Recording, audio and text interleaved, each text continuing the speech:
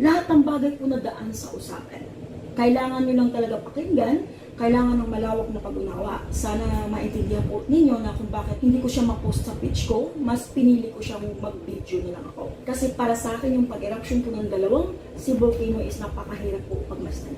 Kung kayo lang ang nag-vision, makikita nyo kung tatayo ko isang lugar, makikita nyo kung anong mga reaksyon ng mga tao, kung paano yung limayanig yung dagat pag usok ng makita mo yung pag-ano ng apoy na even though may tubig na, lumalaban yung apoy.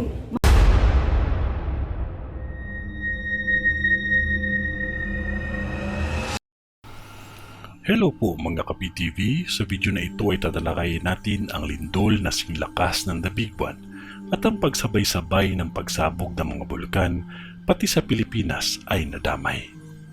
Pero kung ikaw ay hindi pa nakasubscribe sa aking channel, baka naman.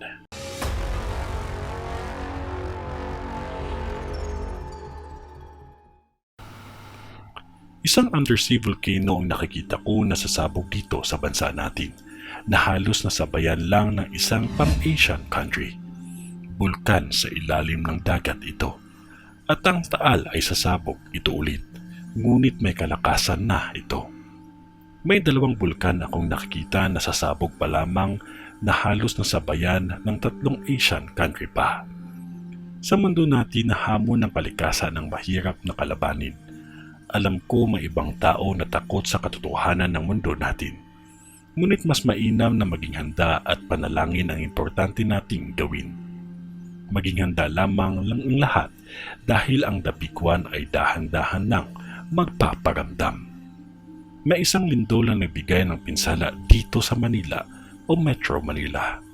Isang kilalang gusali ang guguho ang bahagi nito. Sa lakas kasi ng yanig na kahit sandali lang ito, malakas ang impact at nasabayan pa ito ng sunog. Ngunit hindi pa ito ang The Big One. Ang mga vision ko ay hindi pananakot. Ito ay babala upang tayo ay makapag-ingat at makapaghanda.